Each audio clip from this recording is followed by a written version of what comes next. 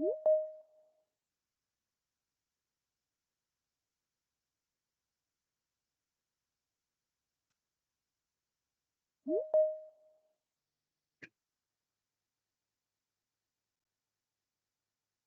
is 10 o'clock. I'll begin to let people in if you're okay. Yeah. Yep, let's go. Thank you.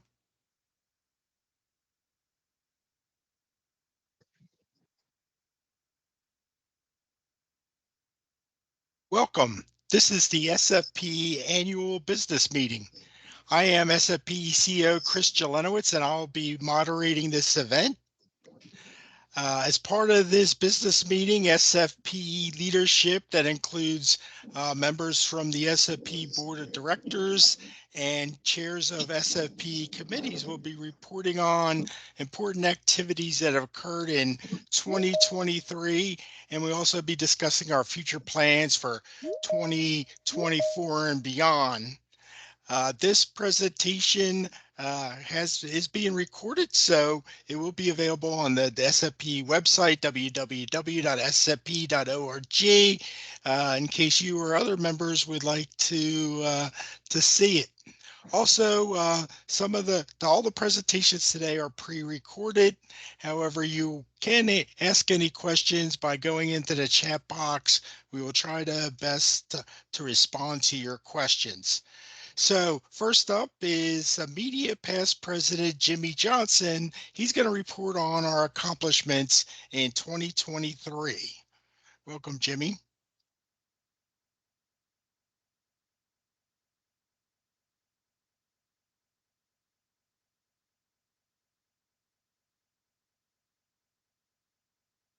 Hi, everyone. Welcome to the annual business meeting. I'm the first one up. I'm going to give my past president's report. Before starting, I just want to tell you that I had a fantastic year. Being the president during 2023 I enjoyed it a lot. We had a few rough things and good things, but most of it went really, really well. And it was really good for me being part of this, I think. I'm going to give you a brief. We don't have much time, but I'm going to give you the highlights of what I think were the most important things that we did during last year. I will give you a bit of strategic planning info. You will hear about that later on as well. I will talk about our sustainability initiative. We had a leadership change during the year, and we also had 2 successful conferences I will go into. The strategic planning process. We started a new process last year.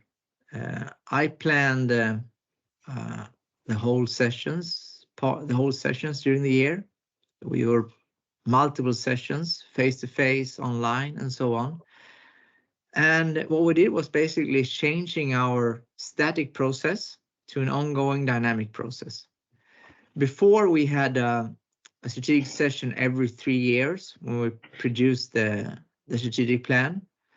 And now we have an ongoing process throughout the year with a general revision every 3 years. So why are we doing this? The first thing is that we're being a lot more proactive, understand emerging issues, the profession, what the industry needs, being less reactive to things. It's a lot easier for us to prioritize and plan if we do it yearly and see what we think are the most important things that we should go into. Maybe we should drop other things. It's become a lot easier for us to do the budget planning process, keeping our initiatives in mind. So that's a big advance. And for me, the most important thing is that we really align our strategic plan with the mission.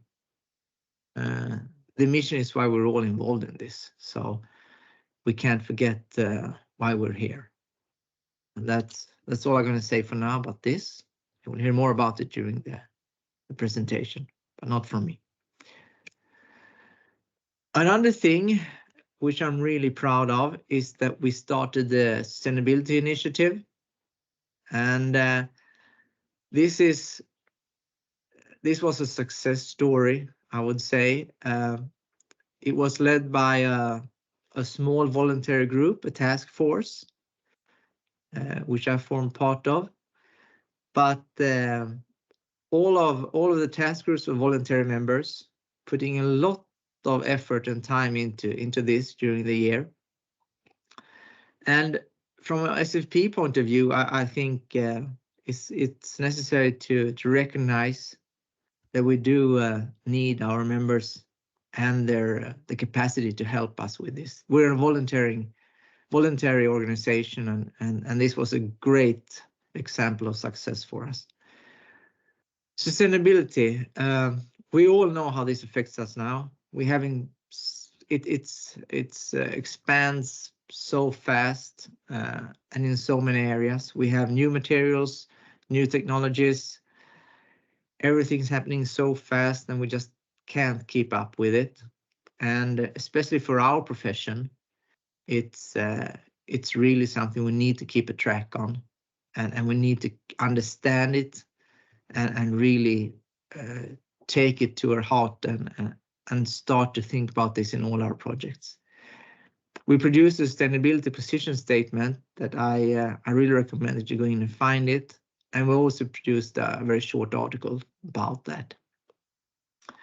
If I do a short summary, we decided in 2023 that we give it a 12-month initial process. This will obviously continue, but during last year when I led this initiative, we did produce the position statement, which I just told you.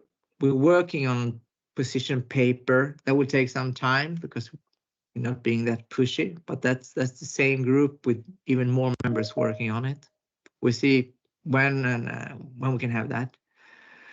We had 3 webinars, a webinar series, and that's on demand. You can just go in and check them and look at them, and I really recommend you do that.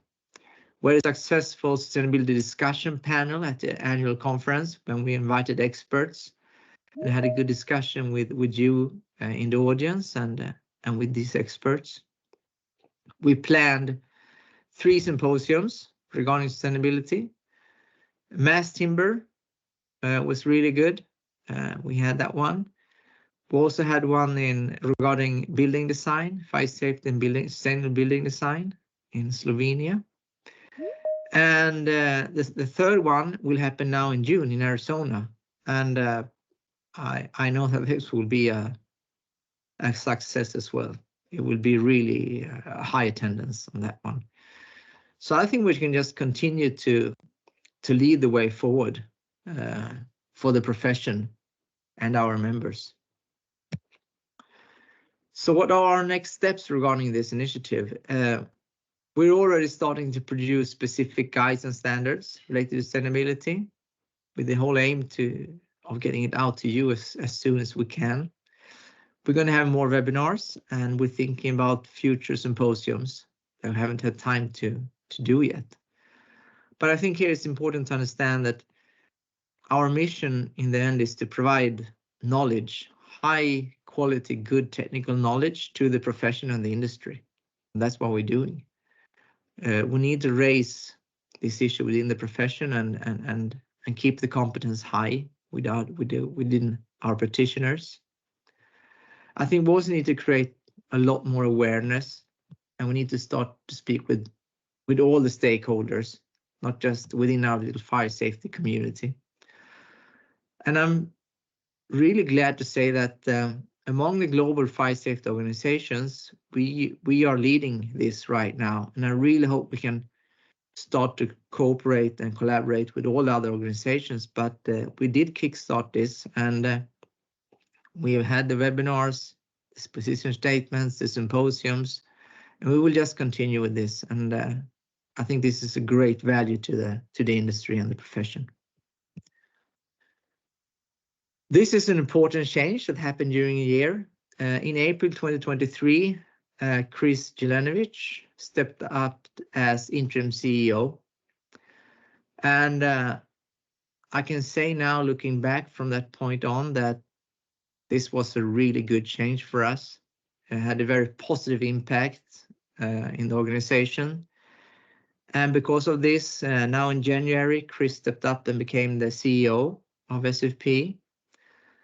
And he's doing great work. He's really committed to the organization. He has the full trust of the board, and I can see that the same is trust and confidence within our members when it comes to Chris. So Chris and staff, just keep up the good work. You're really doing a really good work for us. A little bit about the conference. In Berlin, we had the SFP Europe conference in March. Almost 300 people attending that event. The European conferences are just getting larger and larger every year. The technical level has always been good, and the European region is really where we can see an increase in members, we can see an increase in interests, and so on. And I just really want to give my thanks to the staff and SFP Europe for organizing this or these events. The next one will be in 2025 in Edinburgh, and I'm pretty sure that will be a great event as well. We also had the annual conference in Bethesda.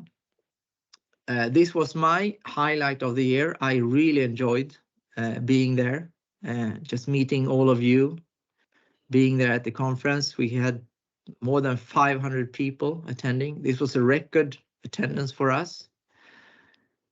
Amazing quality of the presentations. We can see as a trend now that we had to turn down around 50% of the abstracts, which we can see at level of quality. It's just getting through the roof, I would say. One thing that I especially enjoyed was handing out to the awards to all our members, sitting at the committees and doing all this fantastic work for SFP. And specifically, I would mention the fellow awards, which was a real honor for me to be able to hand out the awards to these fantastic people being there. And it just shows the commitment of our members.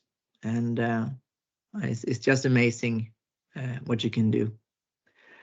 And with that, I think this is where I have to stop. Otherwise, I'm going to be over my time. But I just want to thank you, all members, for the value you see in us and being part of this organization. And I hope SFP is able to give you what you need and that you see us going in the right directions and being there for you. In the end, our members are our most important asset, and we need to keep that in mind. Our members and the mission, that was counts. Thank you, and bye-bye. Hey, Jimmy, thanks. We definitely could see you had a busy year last year, and we'd like to thank you for all your hard work. We really appreciate your service.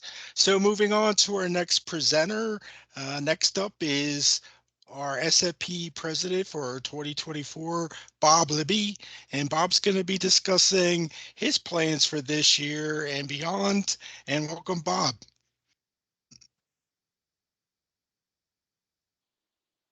Good morning. I'm Bob Libby, president of SFPE, and thank you for joining in the annual business meeting.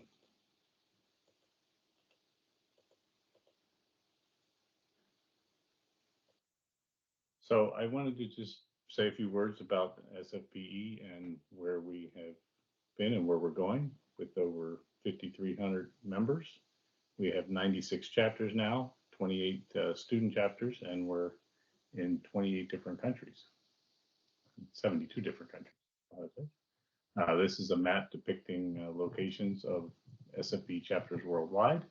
I think it's pretty impressive that we have grown to this level of worldwide acceptance for SFPE. So just some membership facts and figures. Membership is growing.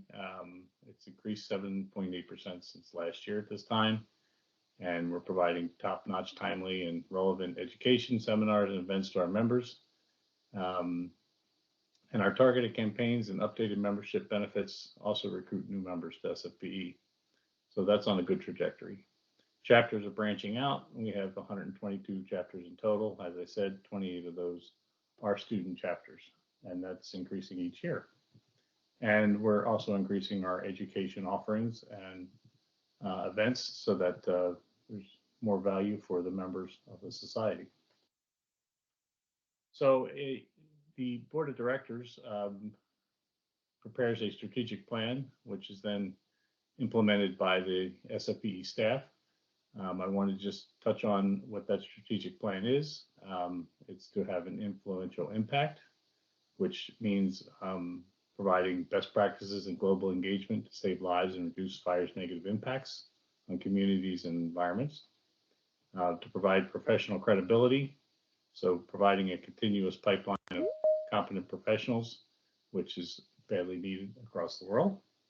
And then providing leadership excellence, so having an engaged and growing global membership, which we'll talk about some more, and providing benefits and experiences to support the professionals as we grow. So our strategic goals come with strategies, and our main strategies are advocating for the role of the fire protection engineer, especially in innovation and emerging issues, increasing competency of fire protection and life safety professionals around the world, developing opportunities for the fire protection engineering profession to influence and elevate sustainability in the built environment, and to set up SFPE for global success.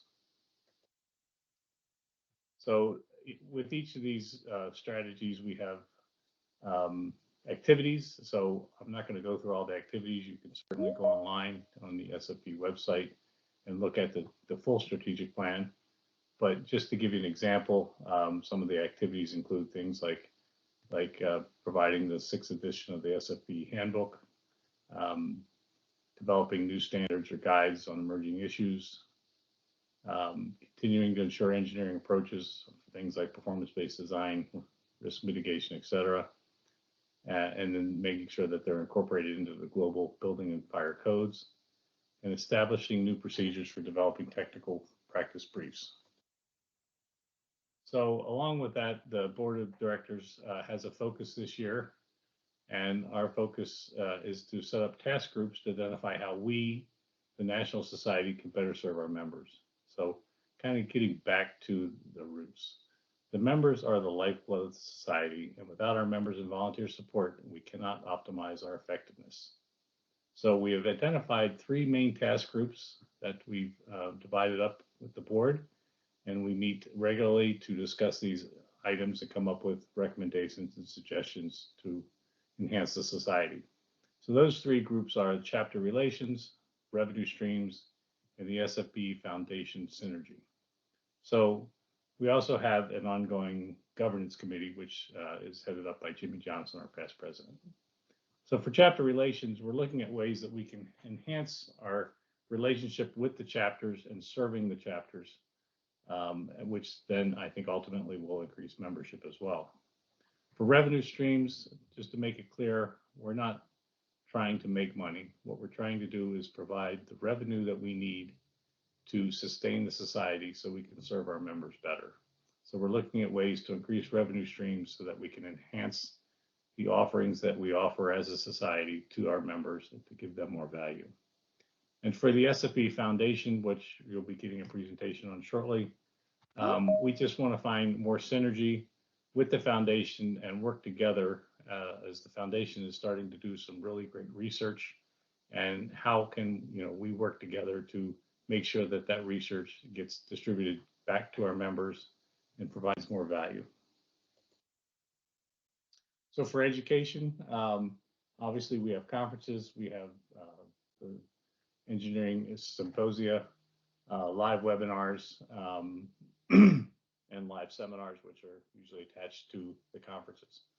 We also have a large amount of on-demand education in the e-learning platform, recorded live webinars and seminars, and on-demand courses.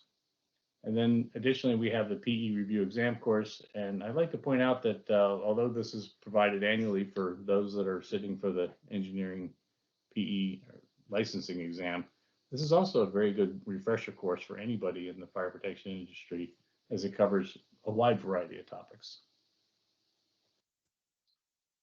For seminars, the Fire Safety Conference on Performance-Based Design will be taking place next week in Denmark, and that's already sold out and is expected to be an exceptional event.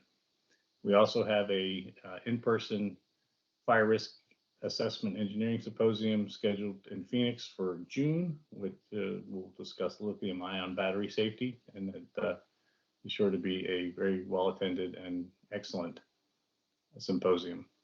The annual conference this year is in Louisville in October, and I hope to see many of you there. We have put together in the midst of putting together a very good program for that event. I think you'll find that the speakers are going to be excellent, and it's a good time to get together. And then virtually we have May, August, September, and November, or mid-November, December, anticipated for some virtual events, introduction to fire risk assessment, advanced fire alarm design, introduction to performance-based design, and then substantiating the suitability of a fire model. So those all will be great virtual seminars. Of course, I mentioned the e-learning platform. There's approximately 4,000 unique users annually. There's over 13,000 PDH credits awarded, so a good place for PDHs. And then there's 120 recorded events available for on-demand viewing at any time by the members. So please take advantage of that. As I said, this year we're pretty excited that the 6th edition of the SFP Handbook of Fire Protection Engineering will be published this summer. And I'm not going to go through this because Chris will touch on this, but there's a lot of new topics in this handbook, so it's going to be a must-have. We also have several new publications added to the series: Residential Fire Safety, Predicting Room of Origin Fire Hazards, SFP Guide to Fire Risk Assessment, Testing Materials for Fire Protection Needs, and the Handbook of Fire in the Environment. So these are all books that are published and available to members. So I assume that most of the people listening in are members, but for those that are listening in, please spread the word to those that are not members that we still think this is a very value-oriented society. For $235 a year. You get some fantastic low-cost continuing education, free PDHs, webinars, seminars, as I mentioned before, the online courses that are recorded and available at any time, cutting-edge technology innovation and trends and resources, access to the SFPE magazine and fire technology, certainly connections and networking that, beyond just your chapters, but as a national group, and particularly if you can serve on committees or special interest groups or task groups, I think you'll find great benefit to that. And then, of course, the knowledge sharing that goes on with symposia and conferences. There's nothing like being live in person amongst your peers. And then, of course, the discounts, if you add up the discounts for any of these publications, it more than pays for your membership. The last thing I want to talk about was, we have levels of membership. A lot of people are individual members. We have quite a few fellows. We have student members, but we don't have as many professional members as we would like to have. And being a professional member is basically just filling out the form, submitting your qualifications to the qualifications board, and become a professional member. And becoming a professional member has its advantages. Obviously, you can use the member logo in your stationery and use the title professional member. You can serve on standing committees as a chair. It makes you eligible to run and serve on the board of directors. And then importantly, after 10 years of being a professional member, it qualifies you as eligibility to be elected as an SFPE fellow. So please, if you're not a professional member, go online, get the form, fill it out, and apply to be a professional member. And then these committees will be providing their own reports, but I urge everybody to, if you're able to join a committee, it's really what keeps our society going. The committees do a tremendous amount of work, and without them, we wouldn't be able to provide the content that we provide to our members. Hello, and thank you for listening into the annual meeting. Thanks, Bob. We're looking forward to seeing all these exciting things that are going to be coming out of the new strategic plan and all these events planned for this year. Really sound like it's going to be a lot of fun for everybody. So next up, we have the CEO report. So you'll be listening to me next. So thank you.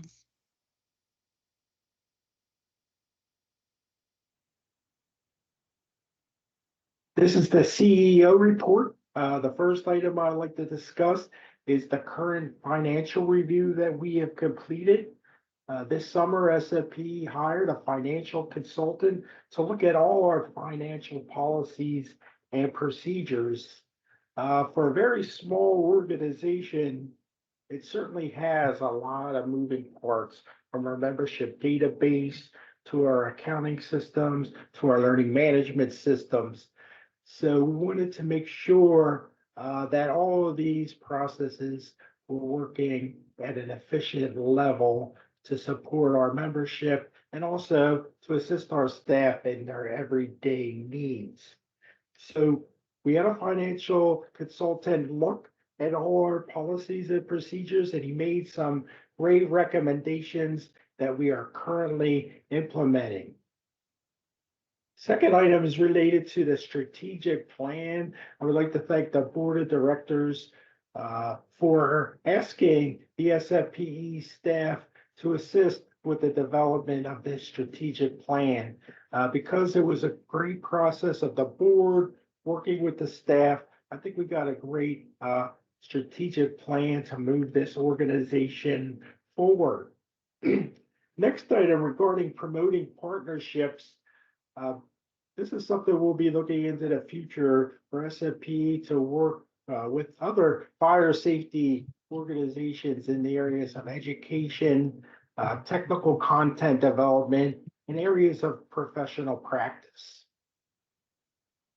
Additionally, over the last year, we've been looking at a lot of our internal and external procedures to ensure that they are up to date and meeting the needs of our members. And we found a lot of areas where we definitely were able to improve our procedures to once again make our office operations more efficient. Another thing we did this year is we brought back the Past Presidents Committee. The Past Presidents Committee is going to meet about 4 times a year, and we're going to be using this committee to provide advice and feedback to staff and the SFPE board of directors. And then over the last year, there's been a significant number of staff changes. We recently hired a new senior accountant and assistant controller, Kristen Hughes, who's going to help us by implementing some of these procedures that came out of the financial review. We're very happy to have Kristen on our staff. Anya Hall, who's our membership and marketing associate. A lot of our members might already know Anya, and she's the person that you probably talk to if you are contacting headquarters with an issue. And then finally, we hired a new coordinator for educational events, Jennifer Chambers, who, as you could see, our education program at SFP has been increasing. So Jennifer is providing much needed assistance to staff for us to expand our educational programs at SFPE. And finally, I'd like to thank the staff at SFPE. Over the last year, we had a major transition, and I could say that all the staff stepped up and really helped make this transition no easier for me, but all the staff and our membership in general. So with that, I thank you very much.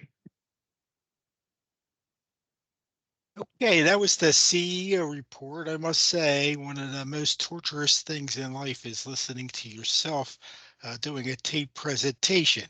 But anyway, up next we have Amanda Kimball. Amanda served as our treasurer in 2023, and she's going to report on our financial status from 2022. And currently, Amanda is our incoming president. So welcome, Amanda. Hi, everyone. I'm the past Secretary Treasurer, Amanda Kimball, and I'll be giving the Secretary Treasurer's report today. We'll review a few different topics today, go over recent audit, our annual budget, and some revenue versus expenses updates, as well as our investments. So first, the audit. This is something that we do as a best practice. It's not necessarily required, but it is something that most not-for-profits do take on annually. So we used a company called KWC for the third year. They're a reputable auditor and accounting firm in Maryland. And KWC conducted a consolidated audit of both the society and the SFP Foundation, as they are a separate nonprofit. And received a clean audit for both organizations. So that's all great news. Just moving towards a statement of financial position. Sometimes in the private sector, this is called a balance sheet. So you can see everything up to, and these are actuals through the end of 2022, with a total assets of almost $3.5 million. You will note that on the property and equipment that went up a bit. And that's because there was a change in the leasing standard in an accounting called ASC 842, which recognizes that differently. So you'll see it again on the liabilities as well, but that's a change there in the accounting standards. And we also have some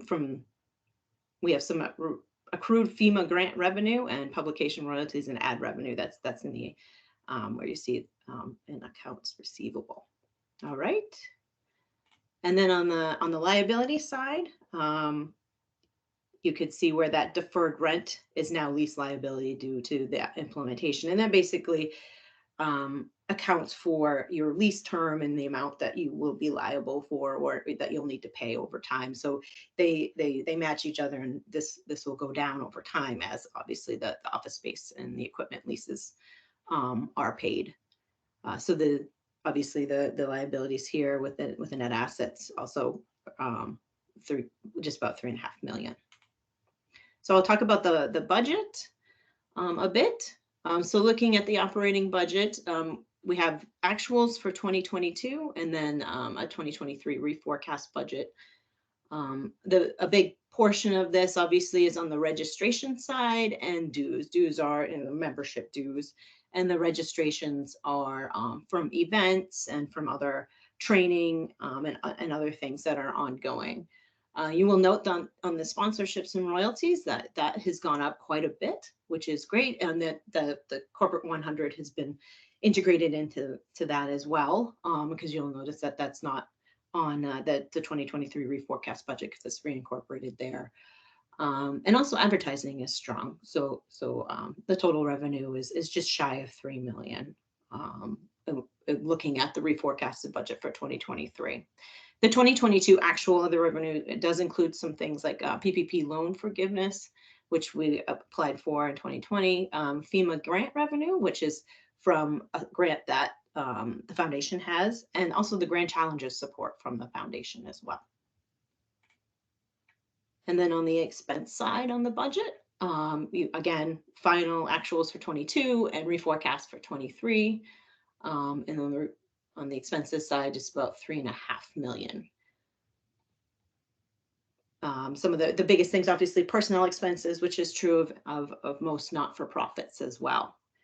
One of the things that we did know in 2022, because as activities continued, as we did more meetings and other things and travel, the prices did increase. I think everybody did experience that as well. And one of the other things that we've also done is try to invest back in the society with some of our investment revenue that we have. And we've done that through investing into a platform called Higher Logic, some consultants, including Jem Brooks Systems for chapter web pages, and some telemarketing as well. On the historic revenue and expenses, you can see this here for the past 7 years, and right through 2023, which is the reforecast budget, which we've been showing. 2022 is actuals. We do strive to operate at a balanced budget. Obviously, expenses are a little bit higher than revenue in the past 2 years. One of the reasons is because of the reinvestment in society. This includes all of our investments as well, and also some of those costs. So this is something that we are reviewing on a regular basis, is on the board, obviously, and keeping tabs on this. But in terms of a cash flow, we're in a very good position. And then a little bit on the investment side. So you can see through 2010, obviously pretty good growth. And then obviously in the past couple of years, the market hasn't done as well. This is what we call our reserves. This is something that's here in case we do need it to cover expenses, or as I mentioned before, to reinvest in the society for certain large purchases like platforms or consultants or things that will help us achieve our mission, achieve some of the goals that we've set out. Obviously, there's been a little bit of a rebound here in the past couple of years, or in 2023, but the market is something that we all have to deal with. This is something that the board and the finance committee does review annually and on a regular basis with our investment manager. And we feel like we have a good plan. It's something we look at regularly. They also agree, and but it is something we do keep tabs on. We want to make sure we're managing the society's funds appropriately. But I think we're in a strong position going into this year.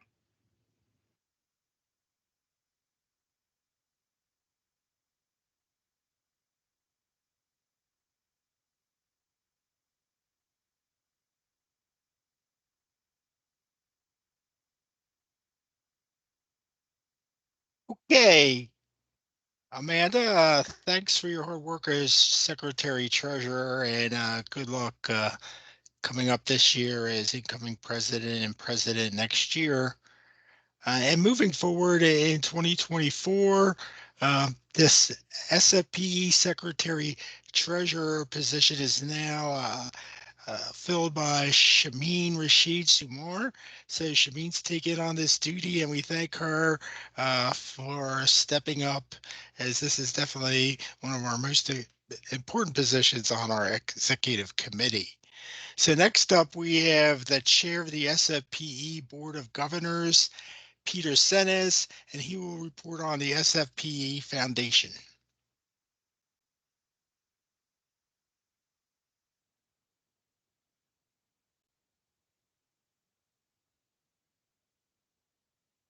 Hi, everyone. My name is Peter Senes, and I am chair of the SFP Board of Governors, and pleased to be presenting to you today our 2023 annual report. Today, I'm going to present a few highlights from our work in 2023, but there's not enough time to cover everything, so feel free to check our website and download a copy of our 2023 annual report, or you can just click on the QR code link that's on your screen. In 2022, we put together a strategic plan that guided our activities through 2023. The foundation, which was actually established in 1979, didn't have a strategic plan until the late teens, 2018, 2019, where we finally put in a strategic plan, and it's really been guiding the way forward. And in 2022, we updated that plan, which we've been implementing into 2023, and includes key parameters for our growth that includes sustainability, diversity, innovation, and global reach. And I've been fully implementing that to a great degree of success. is led by our 4 key foundation operational staff, which include Dr. Leslie Marshall, who is the foundation director and probably the face of the foundation for many of you, Amy Zuby, who supports our database and partnership activities, Amanda Tabbitt, who is our research manager, and Kristen Griffiths, who's our industry partnerships and business development manager. So thanks to our great team, we've been able to do so much, as well as our next slide, which is our Board of Governors, which is a 17-member board that is completely volunteer. And we've put together a team from around the world with specialties in consulting, research, manufacturing, and academia, all with fire engineering background, of course. And so the team that is put together on the board, they're a very active board, and spend quite a bit of extra time supporting outside of their regular work, supporting the foundation's initiatives. So next I'm going to go into some research highlights from 2023. In 2023, we had 230K US dollar research projects that included risk and performance assessment framework for sustainability and fire resilient buildings, and building information modeling integration, which is obviously a key thing that we're looking at. And both projects were trying to fill gaps in the SFP research roadmap, which some of you may be familiar with, as well as build on areas of interest to the SFP Foundation as part of the Grand Challenges initiative. Speaking of which, the GCI, as we call the Grand Challenge Initiative, was very active in 2023, and we put out 4 white papers, one in digitalization, artificial intelligence, and cybersecurity, one in energy and infrastructure, one in climate change, and one in resilience and sustainability. These white papers are a culmination of 18 months worth of work by more than 80 working group members from 39 different organizations and 11 countries. A fantastic participation. I really appreciate all the support that's been provided there. Each of these plans contains a 10-year plan for collective organization to invest in strategic research, education, and outreach initiatives across the fire engineering industry, bringing together global expertise of all of our partners, industry, academia, and research institutions. And speaking of partners, we have a slide to recognize the many participants, which we won't go through today, but you can have a quick look. In total, there were 34 GCI founding partner organizations, and that's how much interest and excitement there's been about this program. So thank you so much for your support and for participating. For those of you that participated, we really appreciate all of the hard work.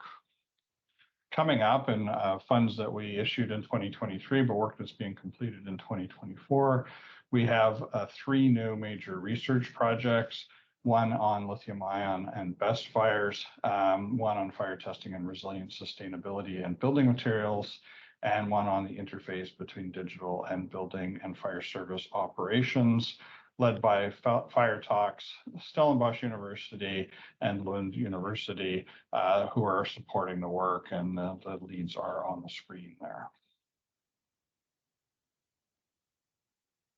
Also part of our 2023 activities, we had launched in 2022 an initiative on the WUI working group, and held a summit in 2023 to support that group.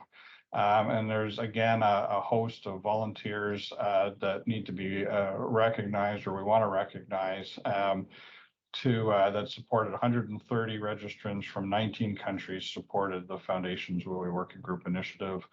We're still in the early stages of this, but we're really excited to see the expanding efforts to make sure fire engineers are engaged with respect to the WUI environment. So thank you so much for that. Also on the topic of WUI, we had a FEMA granted funded project. In 2023, we actually had 3 different FEMA grants active at different points in the year, focused on fire engineering and WUI fire risk assessment, and also supporting knowledge and expertise to the U.S. Fire Service. So in February, we launched the WUI Virtual Handbook. And then next, we're working on 1 to 2 day training for the fire service that is underway right now. and we should have a delivery relatively soon. And then next, we're working on an expansion of the WUI virtual handbook, given the positive feedback that's been received thus far.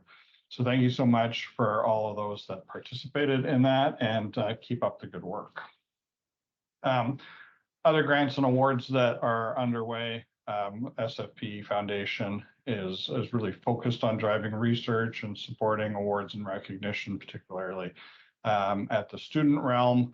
And so we see here the 8 student award winners of our 8 $5,000 grants that went to students all around the world. And I won't go into each of the names, but congratulations to all of the team that's there. And we're really looking forward to seeing some of the progressive research that is underway. And it's a very wide breadth of research and a very global positioning of people that are doing work. So really nice to see fire engineering spread and proliferate around the world. And we're getting some really top talent in submissions from the student research grants. We also gave away several awards in 2023. The Arthur Guise Medal Award went to Professor Bart Mercy, and then we also gave out the Jack Bono Award, Dr. Guylaine Prue Award, the Fred Maurer Award, and the Student Scholar Award, all of whom's names are on there. And congratulations to all of you for your hard work and dedication to fire science. And I'm very happy to see these awards going out. So next, I'd like to recognize the SFP Foundation donors in 2023. So this is corporate donors in 2023 and 2024. So thank you to our ongoing donors as well as our new donors for all of your support. We're very cognizant of being entrusted with your money and really appreciate the opportunity to champion some of the causes that we've done. We also had a tremendous amount of chapter support, probably the highest chapter support the foundation has ever had. So thank you so much to the chapters. What a great year from 21 different chapters in 2023. On the individual donor awards, this is actually covering the 2022 financials, and we'll recognize our 2023 donors in our next annual report. And this is just a timing thing in terms of recognition and what ties back into our annual report. So thank you to all of our major individual donors and all of our other donors that just chip in little bits where they can. It all matters and it all helps at the end of the day. So thank you so much. And that brings me to a close of our talk today. I'd like to thank everybody for their interest and support in the foundation. We hope you'll continue to engage with us. I think the team, the staff, the Board of Governors are all available to you to answer any questions you have from time to time as it may arise. And we hope you'll continue to make submissions to the different call outs, both the RFPs and the student submissions. I think we've seen a tremendous uptick in interest and engagement. And obviously, the more we can raise in funds to support that, we'll continue to put those out there. So thanks again. Take care. Contact information is below if any of you want to reach out, and I'll be available online to answer any questions.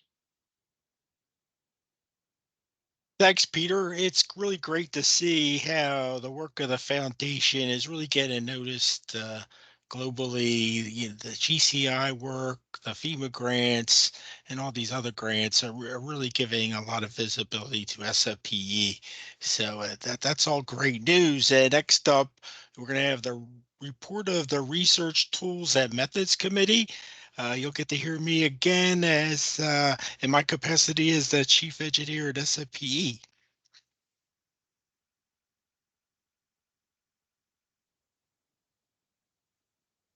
Now, this time I will be giving the report for the Standing Committee for Research Tools and Methods. As we get started, I would like to call out a special thanks to Greg Baker, who has served as chair of the SFP Committee for Research Tools and Methods, also called the RTM, for the last 6 years. Greg has done a fantastic job in leading this committee, and the committee accomplished a lot of its goals over this time. Greg will still be staying around as he will be chairing the committee that's working on producing the standard for performance-based design. So thanks again, Greg, for all your support. Moving on to the SFP Handbook of Fire Protection Engineering, we plan on publishing the 6th edition sometime in the summer of 2024. It will be available in hard copy and in digital format from Springer. And of course, all SFPE members get a significant discount for the SFP Handbook of Fire Protection Engineering. And looking at the 6th edition, we'll be dividing the handbook into 11 different sections, everything from fire protection engineering practice onto wildland fires or wildland to urban interface fires. So we're excited to see this new change coming up in the 6th edition. Other changes that you will see are related to new content that includes new sections on fire testing and wildland urban interface fires. There's going to be significant revisions to structural fire section to include more methodologies related to performance-based approaches. There are also going to be new chapters on fire investigations, passive fire protection, flame extinction by active systems, and buildings under construction. Also, there'll be a lot of new sustainability-related content, including a new chapter on lithium-ion batteries and energy storage. There'll be revised content on mass timber and revised content related to the building envelope and facades. And then finally, a new chapter on refrigerants. So once again, we hope to have this published in the summer of 24. I also want to remind everybody about the SFPE engineering series on Springer. If you go to Springer, you'll see the whole catalog of SFPE books from the SFP Guides and Standards to books that have been published by some of our members in areas related to fire protection engineering. This includes a book on residential fire safety, a book on testing of materials for fire protection needs, the Handbook of Fire and the Environment by Brian Meacham and Margaret McNamee, and then also some of the SFPE guides and standards like the SFPE Guide to Fire Risk Assessment and the SFPE Guide to Predicting Room of Origin Fire Hazards, which are all new on our Springer series over the last year. In development for guides and standards and technical documents, the Human Behavior Task Group is currently working on the 3rd edition of the SFP Guide to Human Behavior in Fire. That would be about a 2-year project. The Standards Making Committee on Performance-Based Design is working on a new standard related to performance-based design, and we hope to see the first draft for public input by the end of this year. The task group on fire models is working on the 2nd edition of selecting a fire model for a given application, and we hope to see public comment sometime this summer. We also have a task group working on an existing building guide, and then finally, a standards making committee that's working on revising our first standard on fire exposures to structural assemblies. Another thing we're working on with the RTM is taking our technical content that we publish in SFPE and getting them referenced into the model codes and standards. We currently have a few working groups that are looking at this. We have an NFPA working group that has submitted over 450 public inputs to NFPA in their different codes and standards. We have an ICC working group that is working to submit code changes. The most significant one was a new annex on performance-based design in the International Building Code. We also have a new, what we call the SEN working group that's looking at European standards and trying to get more fire protection engineering type stuff in the European codes. And then our staff provides significant support for some code making committees as being members of these committees, and that includes NFPA 101 fundamentals, NFPA 5000 fundamentals, NFPA 550 and 551 regarding fire risk assessment. We are taking part in the new ICC performance standard, the ICC interpretations committee, and then also we have a staff liaison to the ISO TC92 subcommittee 4, which is related to fire safety engineering. And finally, that's the end of the RTM report, but I'd like to thank all the members of the RTM for all the support you have provided over the years. Thank you. Okay, next up, we're going to have Glennis Thompson. She is SFP staff. She's our manager for professional qualifications. She's been on board for SFP for a little more than a year now, and we're really excited the work she's doing with the professional qualifications committee. So thank you, Glennis.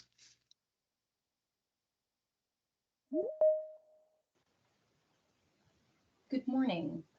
I'm Glennis Thompson, the Professional Qualifications Manager at SFPE and the Staff Liaison to the Standing Committee for Professional Qualifications.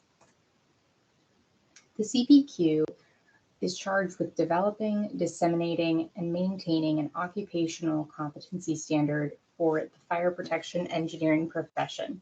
No easy feat. Following this charge, CPQ oversees minimum competency criteria for professional licensing and credentialing, sustaining an engineering licensure examination within the standards established by NCEES in the form of the Fire Protection Engineering Exam, and continuation and support of accreditation of fire protection engineering and engineering technology programs. Professional qualifications is one of SFPE's standing committees. This past year, 2023, closed out Doug Fisher's impressive term as CPQ chair. Doug dedicated his time, effort, patience, and wisdom leading the committee. He deserves much credit for progress made on CPQ's endeavors during his term, and we sincerely thank him. Picking up the torch is Doug's vice chair, Tracy Bangor. I have had the pleasure of knowing Tracy for several years, and while Doug is an incredibly difficult act to follow, Tracy is absolutely up to the task. We look forward to working with her. CPQ is broken up into 4 subcommittees shown here: Accreditation and Curricula, chaired by Elizabeth Weckman; Competency and Credentialing, chaired by James Bassett; Engineering Practice, chaired by Brandon Wilkerson; and PE Exam Development, which was previously chaired by Tracy Bangor, our new CPQ committee chair, and now overseen by Katie Pothier. In the next few slides, we'll take a look at the accomplishments and progress of CPQ in 2023 and what we have to look forward to. In SFPE's commitment to excellence in fire protection engineering education, we continue to support ABET accreditation of fire protection engineering and engineering technology programs. The University of Maryland had their ABET evaluation cycle this past year in 2023, and Oklahoma State University is up next in 2024. 2024 will also see the beginnings of a comprehensive refresh of our model curricula, ensuring that our programs remain at the forefront of our industry needs and technological advancements in fire protection. This revision will also take into account alignment with the work of the Competency and Credentialing Subcommittee, which brings me to our next slide. As we covered at the annual conference last October, CPQ has continued to build on the minimum technical core competency model first published by SFPE in 2018. As this has evolved, the committee developed a series of specific fire protection engineering roles to define the specialties of our profession. Last year, in 2023, the first of several scope documents were published, outlining competency and activities for each defined fire protection engineering role. In 2024, the Competency and Credentialing Subcommittee will continue these roles documents. Across other committees and publications from SFPE, you may also see these minimum core competencies and roles pop up available to our members. Here is an overview slide of the fire protection engineering roles that were initially defined in 2021 by the Competency and Credentialing Subcommittee. More information on these can be found on our website. The PE Exam Development Committee has been especially busy these past few months. The very kind folks at NCEES in Greenville, South Carolina, have welcomed the PE Exam Committee to their headquarters several times already this year for a few exam development events, including the NCEES Committee on Examinations for Professional Engineers, otherwise known as EPE, our Fire Protection Engineering Exam Committee that was held at headquarters just this week, and most importantly, a PACS survey development meeting pictured here in January. The PACS survey process occurs every 6 years and is the first step to refreshing the exam specification, which indicates how many questions in which subject matters appear on the fire protection PE exam. The hard work of this group results in a survey available to anyone who has previously passed the fire protection PE exam that will directly contribute to the new exam specification process.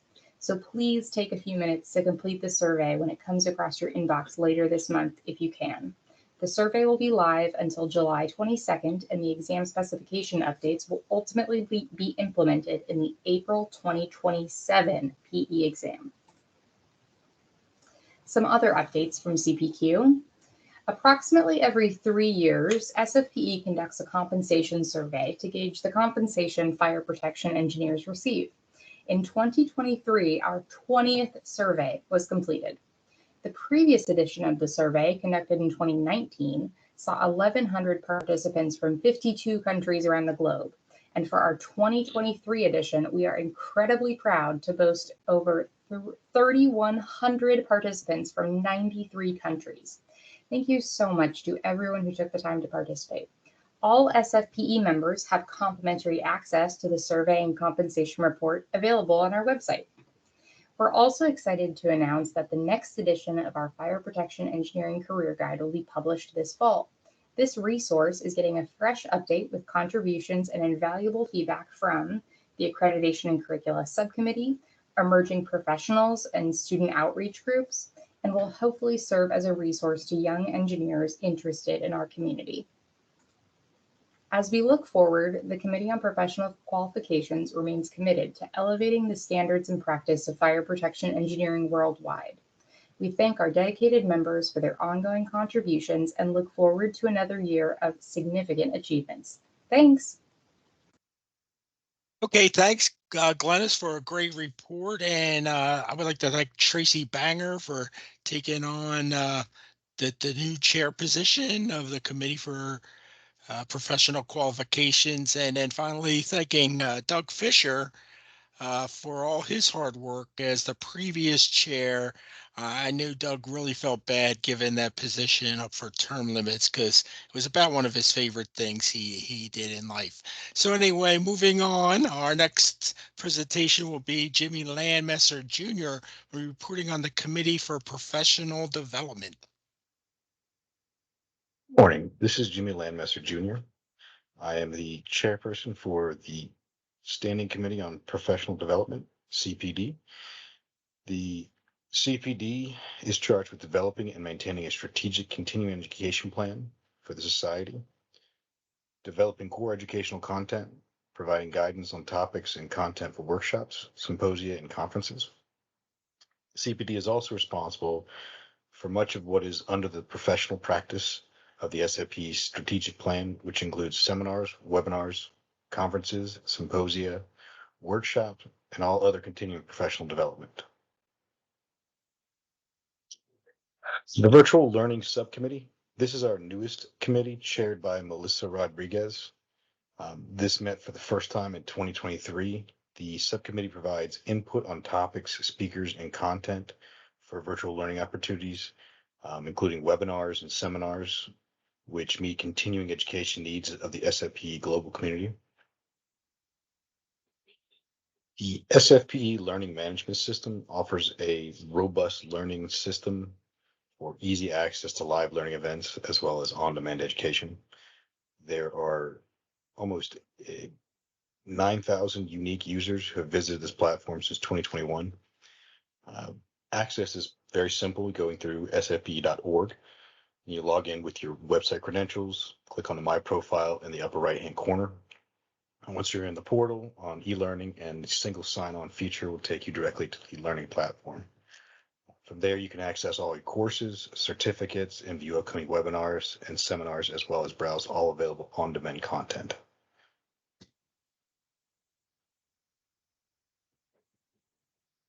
The single sign-on capability from SFPE website allows members and registered guests to access the platform for live events and live instructor-led education, PDA certificates, and on-demand viewing of recorded content, asynchronous interactions.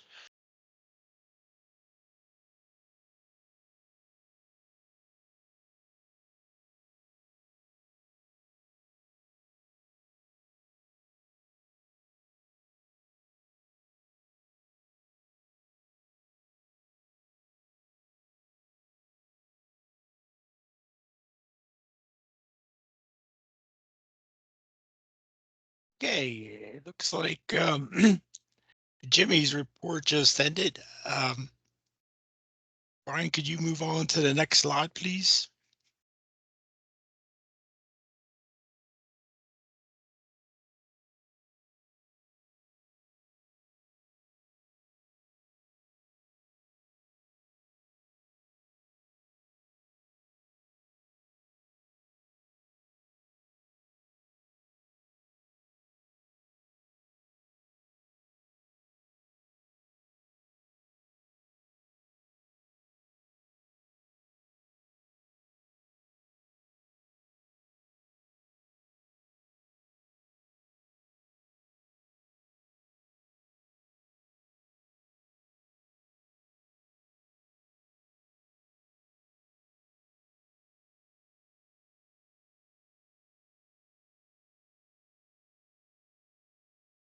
Someone's maybe muted.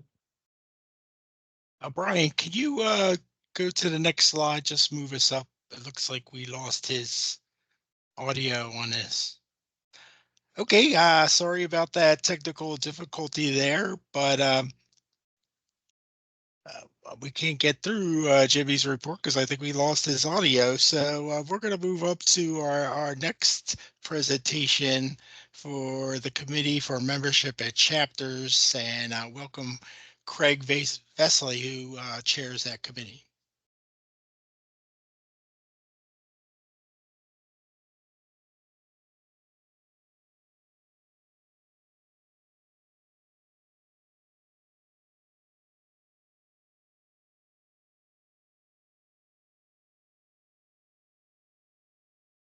What did you tell him?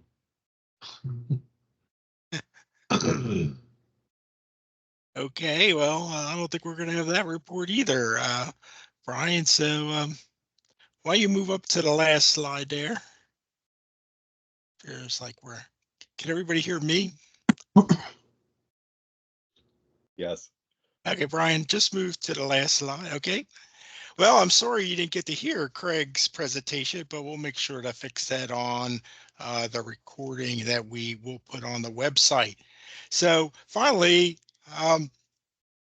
we got to talk about a lot of cool things we're going on. And one last announcement I would like to make is I would like to call out a special thanks to our past president, Beth Tubbs. She served as SFP president in 2022. Last year, she was our immediate past president, and she did important things were accomplished while she was president and past president. Is one, we established a past president's committee. She was a major driver in getting us to move that committee forward again. And I'm really happy and excited about all the great advice we'll be getting from our past presidents. She's also the current chair of our nominating committee. She also chaired that committee last year and did a fantastic job of working that committee. And I could probably say her biggest accomplishment, that at least to me, was that, with Beth being on the board of directors and a president, we were able to build better relations between SFP and ICC. Not that we had bad relationships before, but we really built a really strong relationship. She really got SFP involved with the codes development process at ICC and gave us direction on how to get staff on committees and things like that. That, you know, these are things that really had major impacts on SFP and I believe the profession of fire protection engineering.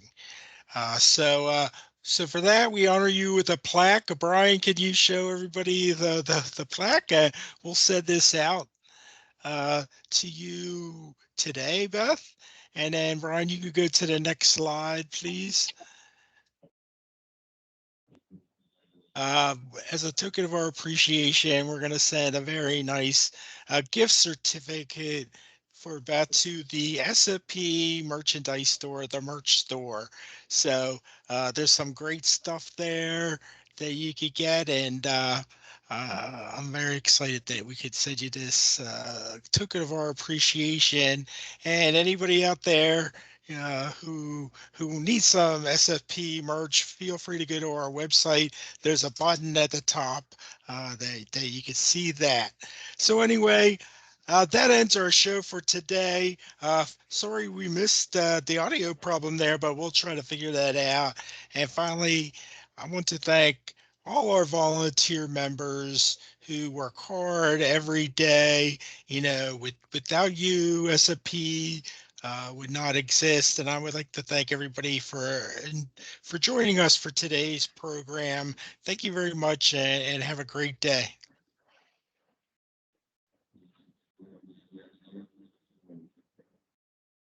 You as well.